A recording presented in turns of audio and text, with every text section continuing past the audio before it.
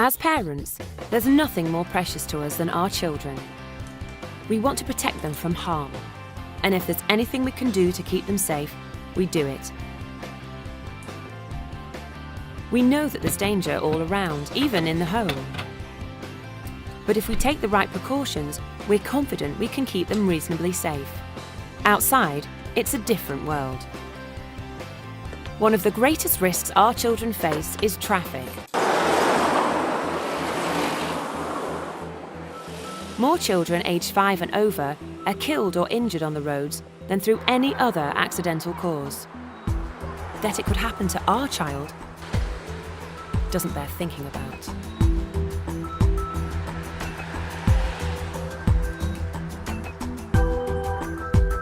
But we need to think about it and do what we can to make sure that our child doesn't get hurt. Let's face it, all roads are dangerous for young children. Even at a pedestrian crossing, a child would not be safe from a driver who jumped a red light.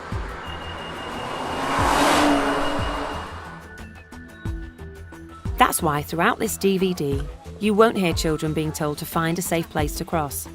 It's people, not places, that are safe. We can't be with them 24 hours a day. We've got to get them to understand that they can take responsibility for themselves. But how? By telling them to do as we do?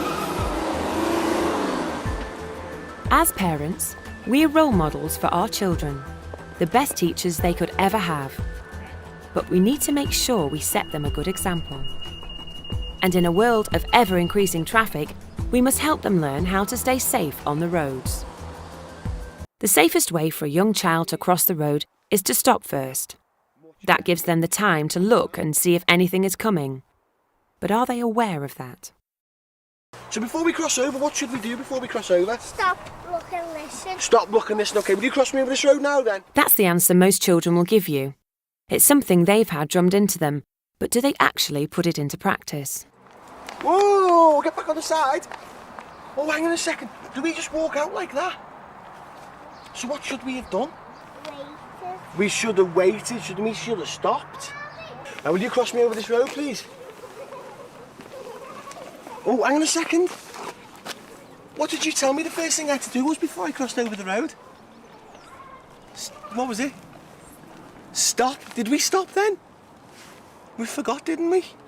So can we have another go at doing that, only this time we're going to stop? OK, so take a step back. And we walk and we... Oh, that's better. Our children may well say that they should stop, look and listen before they cross the road, but they need to put those words into action. They must stop to give themselves time to look and listen.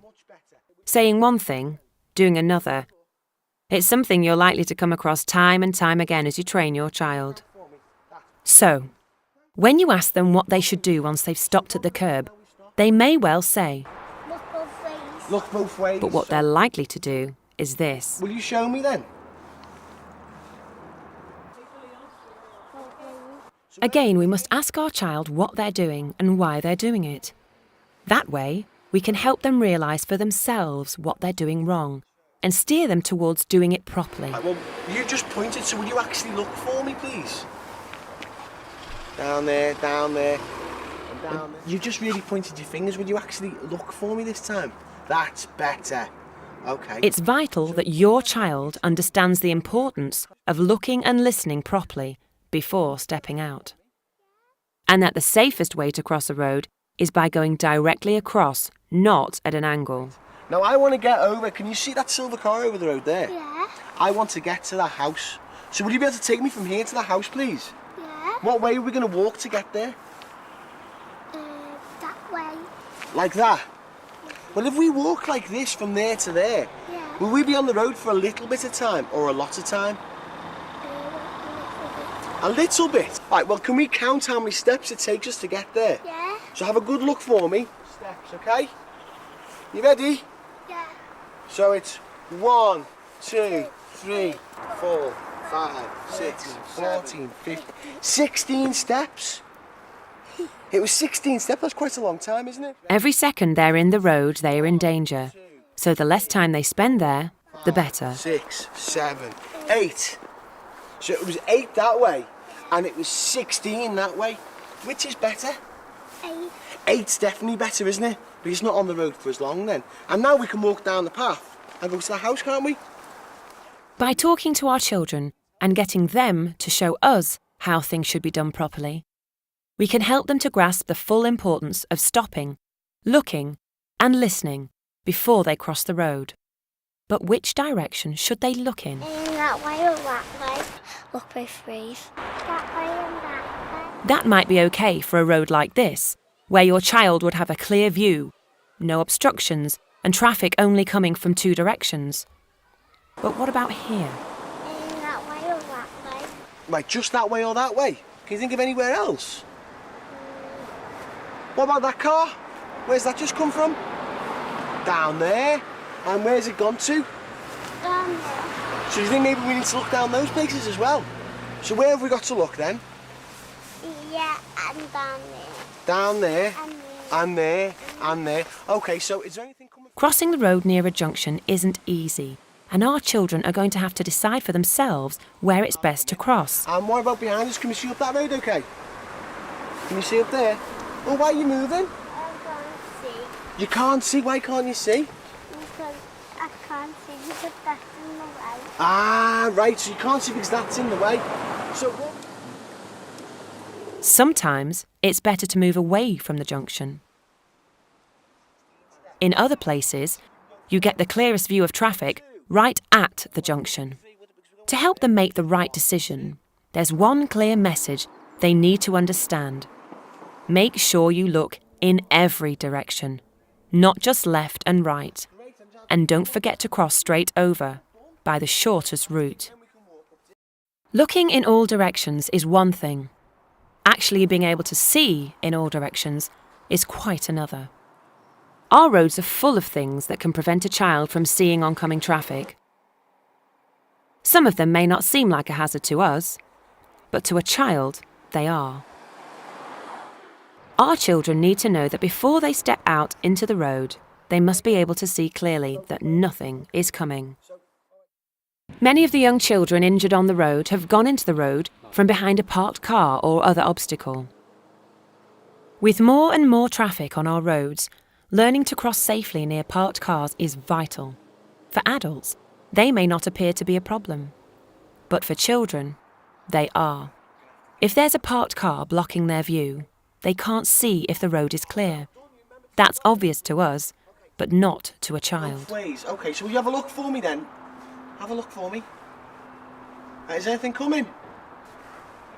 No. No, there's nothing coming. Are you sure? Can you see up and down this road okay? You can? So you can see up that road okay there, can you? Is there nothing in your way at all there? No. Just as our children sometimes say one thing and do another, they'll often give answers that don't make sense to us. You know, the car was driving down this road. Would the person in the car, would they be able to see you stood here?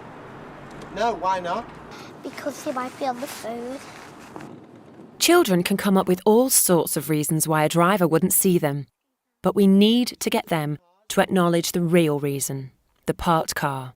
So we can't see properly, can we? And people can't see us. So is it a good idea for us to cross here, do you think? No. So where could we go that would be better? Over there? Okay, will you show me?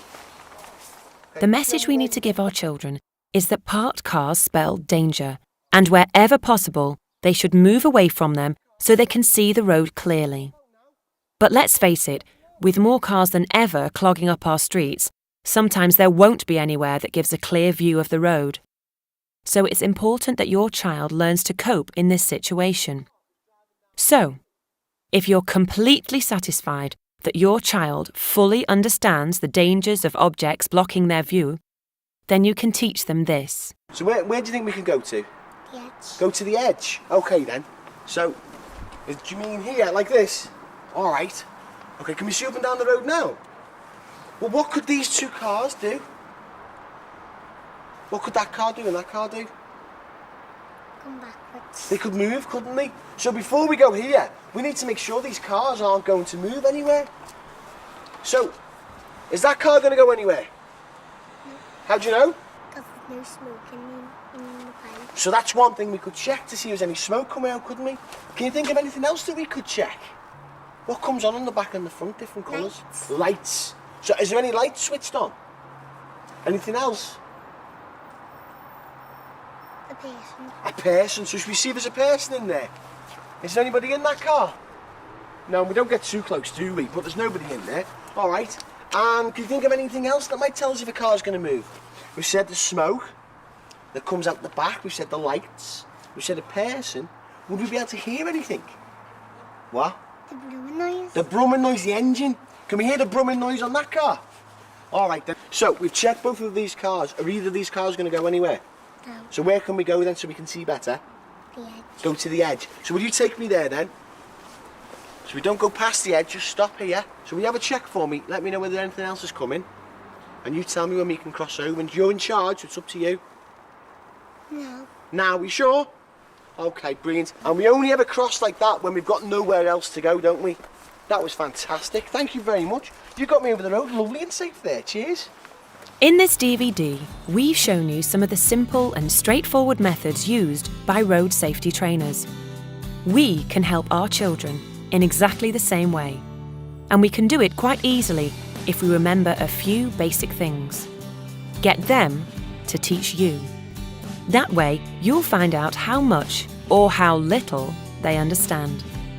Use questions that make your child think. When children learn things for themselves, they're more likely to remember them. And don't forget that what a child says Cross over. What should we do before we cross over? Stop, look and listen. Stop, look and listen. Okay, will you cross and what a child does cross me over? Whoa! Hang on a second. Let's get back on the side. can be two different things. Children need to learn how to take care of themselves on the roads, and as their parents, we're the best people to teach them. They'll listen to us and learn from us, but we have to remember that if we've developed bad habits in crossing the road, then they'll learn those from us too. So we must set a good example. Take every opportunity you can to work with your child on their road safety skills. You don't need to make a big deal of it. Make it part of your everyday activities, when you're out shopping together or on the way to school. We all want to protect our children from harm, but we can't be there to hold their hand all the time. But if they can learn to be aware of dangers and know how to take care of themselves around traffic, then it's almost as if we were there beside them every time they cross the road.